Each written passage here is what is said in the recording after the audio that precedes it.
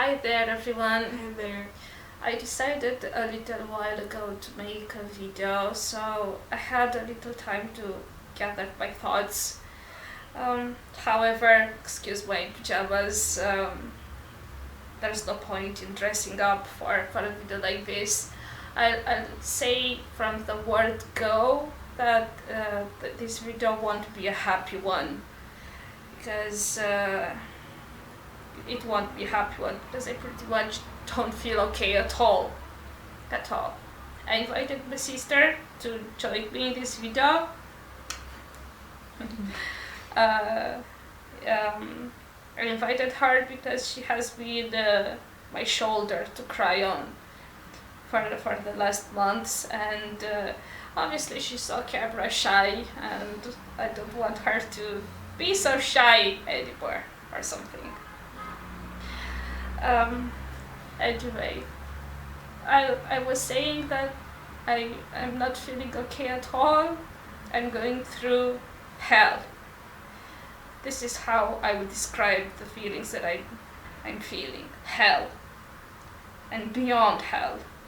I'm going to try to be bluntly honest with you.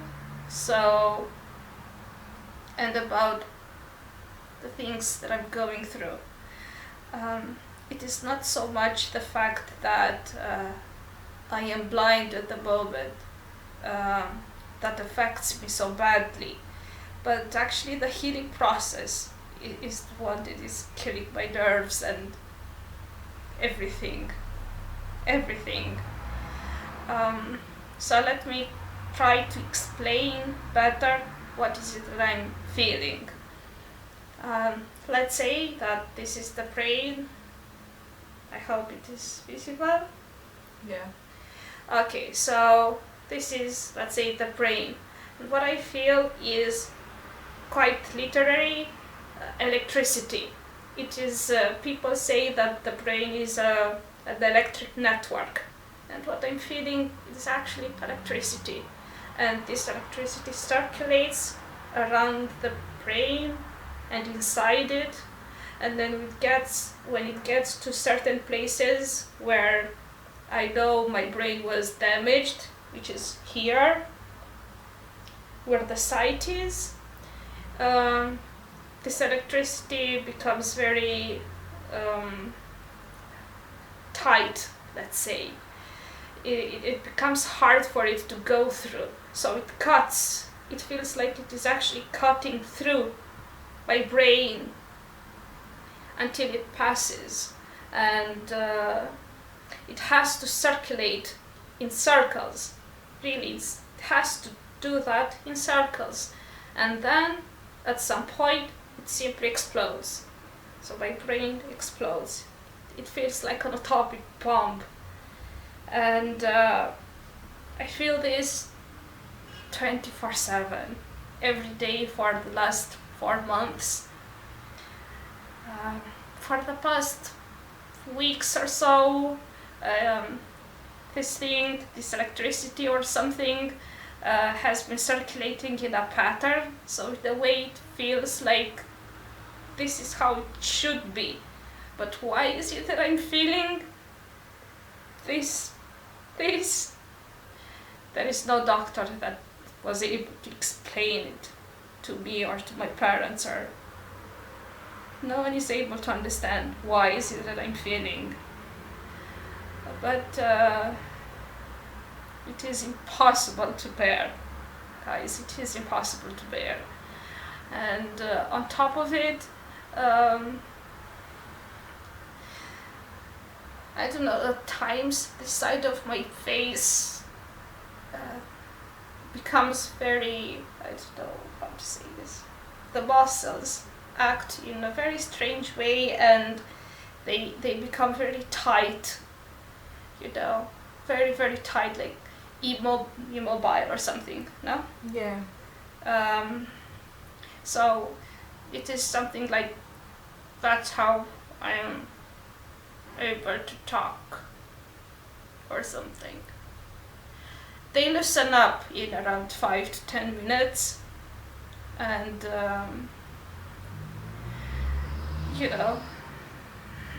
they just loosen up afterwards, but it is incredibly scary when it happens, and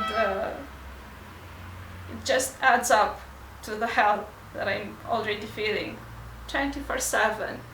24/7 I feel like my brain is simply exploding, and there is nothing in the world that can help me, and it pretty much pins me to the bed in fear, you know. And on top of the pile there is quite a large pile of things I want to say about surviving a stroke.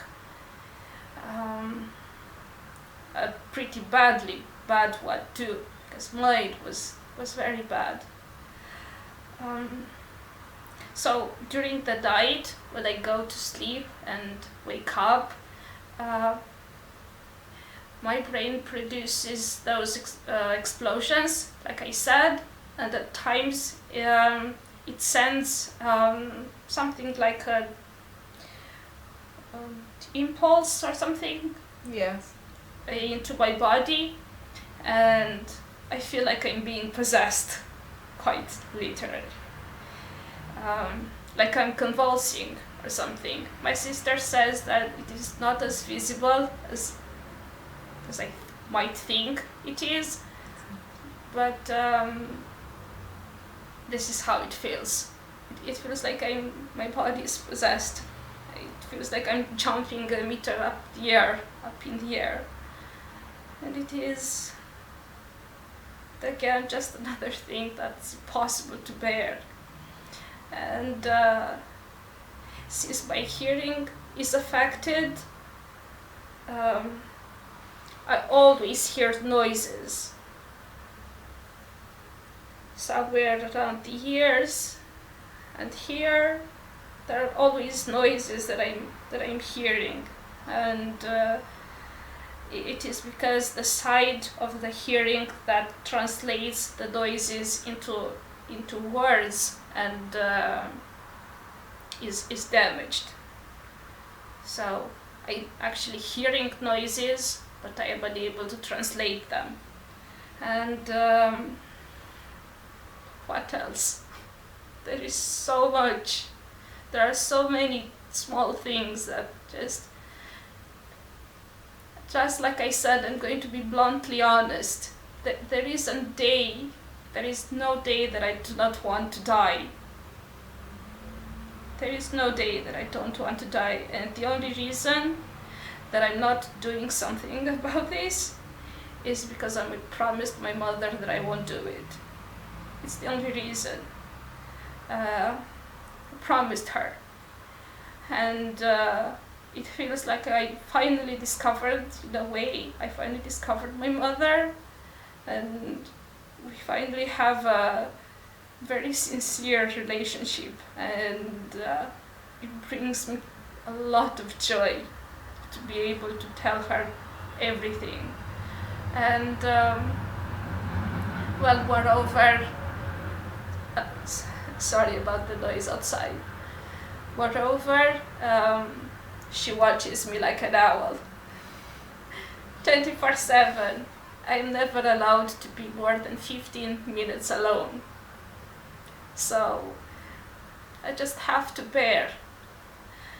And I do not want to forget anything. This is sort of my testimony, because I really want, I'm exposing myself to the world because, and trust me, it is very hard to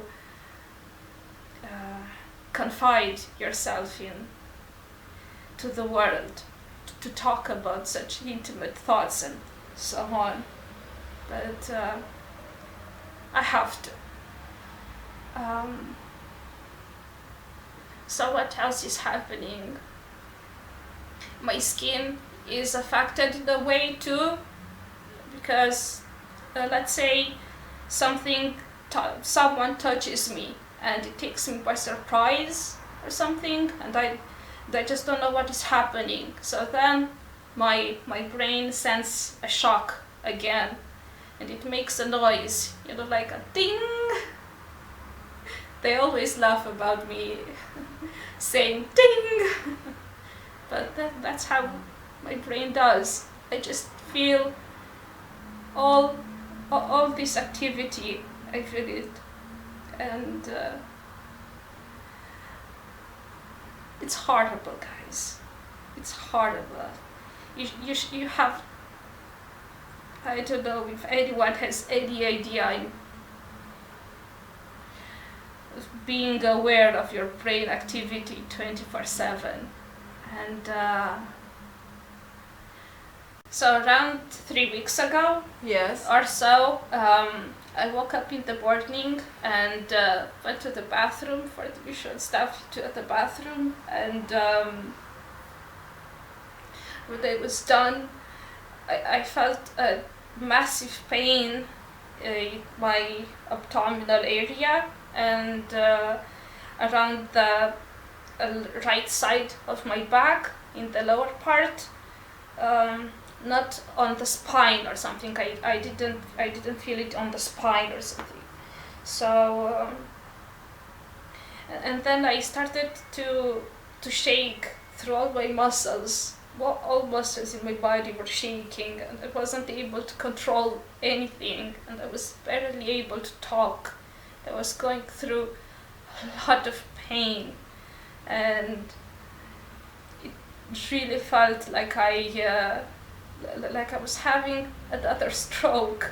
And the only thing that I was able to think was that if something bad happened, I wanted the worst to happen and just go, because I couldn't bear the thought of being blind, half deaf, mute, or not being able to move around. My sister was there with me, and that's why I want you to know her, because she is one of the 3 heroes that I truly believe in, and she was so brave. She called the ambulance, 112. She called the ambulance, and the whole time we were waiting, she kept saying, say the alphabet, and I wasn't able to. I wasn't able to say B or C or. This whole time she kept saying, "Can you hear me?" Just to keep me from not losing my consciousness. I think consciousness. Yeah. And she said she always told me to move my arms, to lift them up, and my legs. I wasn't able to lift up my legs. The ambulance, the people on the ambulance were overwhelmed, really. And so they took me to the emergency room, and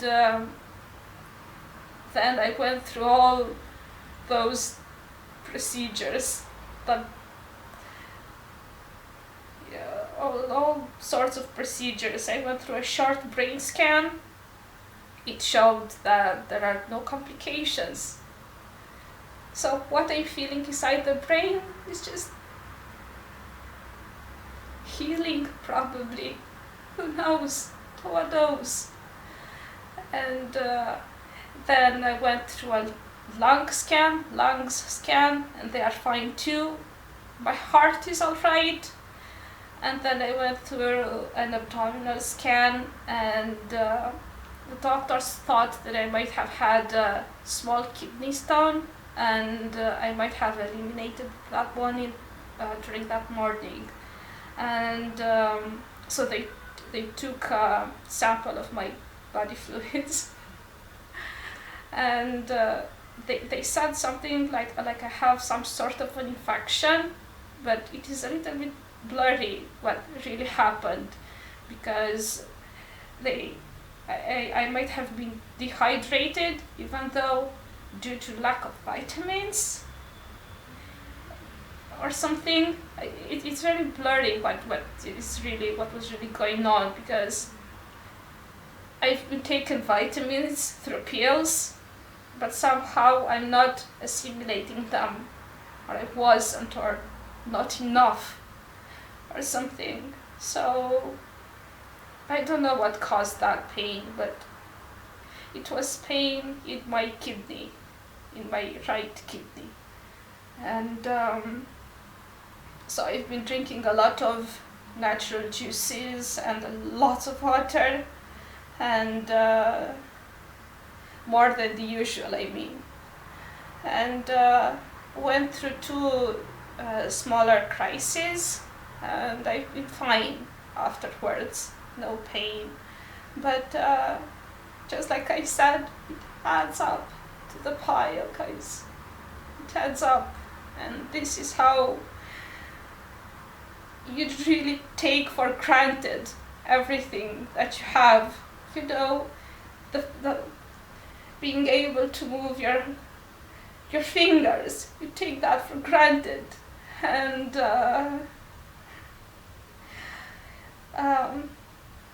you know, when I was in the hospital, I did not even realize how bad my situation was.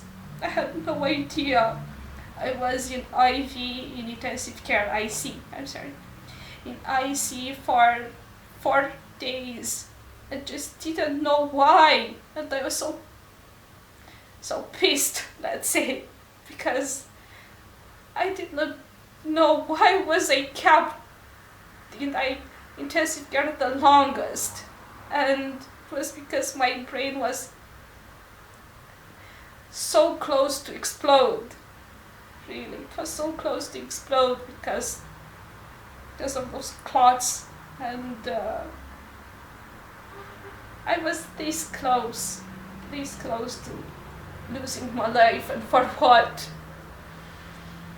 And this is where the frustration comes in. So much frustration, because I cried, you know, I cried a little too much 10 months ago. And you know, the kind of crying that, I said this on my blog, I described it, the kind of crying that makes you heartbroken and leaves you falling apart. And so I went through an emotional shock while I was in Ireland, and not necessarily because I felt betrayed at that moment, but mostly because it was then when I realized that I was going on the wrong path, on a completely wrong path, and that I was completely lonely in a foreign country, and that I had so little support. And it was you know, like a slap, like someone just slapped me on the face, or someone kicked me, life kicked me off a huge building, and I just crushed on the pavement. That's how it felt. And sadly, this is where another frustration comes in, because sadly I trusted my life in the hands of the wrong people instead of asking my family to help me. And why did I do this? Because I was too embarrassed and too ashamed to recognize what a failure I felt, and that I lacked so many things. And I lied my family so much, to my family so much, you know, and I made them believe that I'm happy, and but I wasn't. So I wasn't able to ask them for help until I realized it wasn't going to come away. So yeah, I cried too much, guys. I had a stroke because I cried too much, and I became blind because of it. Yes, it is true that my blood was very thick, and this contributed quite a lot to the stroke, obviously. But what triggered the stroke was the crying, was the shock. So I'm going to say this, you can lose so much in like that. Now you see, when I was in the hospital, now you see something that looks like your mother's face, even if it is blurred and dark and something, and just like that, you don't see anything anymore. Like that. And there are so many things that I just want to say, and I don't want to keep you from, working, crocheting and stuff. You suggested me to start crocheting again, and I have tried to do so for a while, but it was far too soon after the stroke, and it still is far too soon after the stroke. And while I was working and trying to figure out where to stick the hook, I was crying, and not the uncontrollable type of crying, but the type where you just sit and tears flood your cheeks. That kind of, when you feel like you're in shock and tears just flood your cheeks and your neck, and that kind of crying. So it was far too soon for me to start crocheting again, and I decided to allow myself until the end of the year to mourn the loss of my sight, and I'll figure out something to do afterwards. And I already have quite a nice idea, start writing a book. And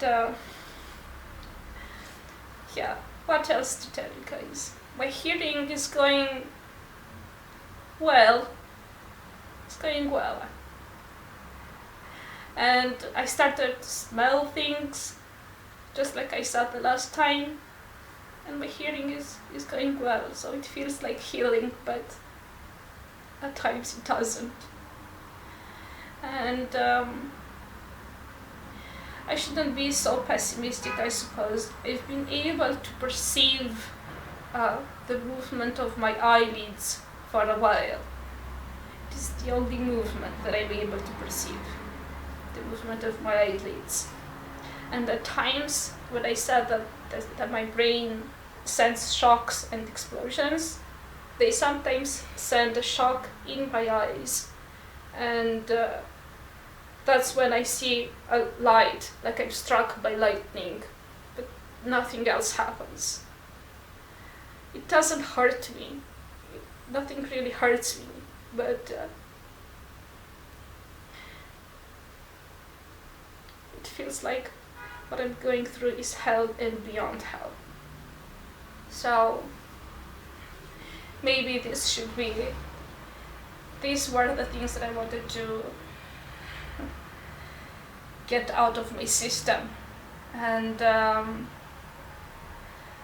think about more things to talk about if you wish me to, if you wish to hear me complain or something. And she really is one of my heroes. The other two are my mom and my dad, because they saved my life. Not the hospital. I was in the hospital a month and I nearly lost my life. And when they brought me at home and I sat on this bed, I felt safe. And they gave me a pill a day, and I was fine afterwards, in a way. I survived. So yes, and after that I was able to talk with my family quite freely. There were so many secrets that I hid from them. So many things. So many. And I was a jerk, let's say it. Let's face it. So, yeah. And they felt like a burden on my chest. And I was finally able to talk with them. And I got so excited right now that I'm feeling like all my face muscles, like they're just falling apart here, and my eyes, and this is something that I have to live with every day. Like my face is falling apart every day.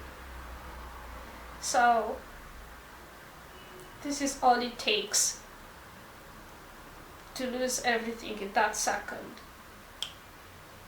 So I'm setting myself an example in a way, because I want you guys to appreciate everything that you have. You know, your everything. Being able to hold that crochet hook, and being able to see the the colors of your yarn and so on, and being able to hear noises and all sorts. Just appreciate them, and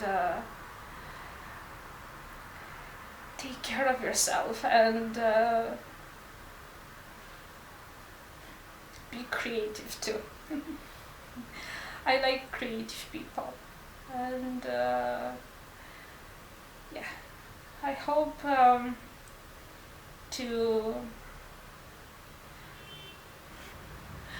going to give you one advice.